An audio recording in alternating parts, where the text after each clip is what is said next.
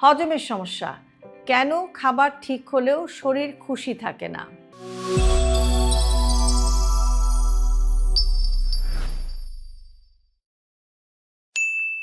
সব খাবার ঠিকঠাক, তবু পেট ভীষণ ভারী, অজানা গ্যাস, খারাপ হজম, এই অনুভূতিটা কারো না কারো হয়।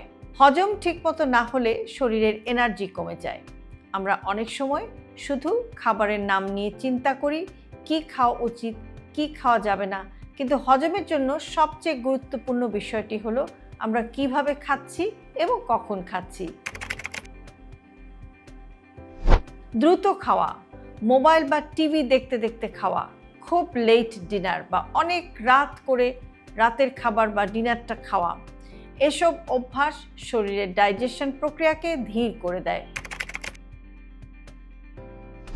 হজম ঠিক থাকলে খাবার থেকে এনার্জি আসে আর মনও কিন্তু শান্ত থাকে।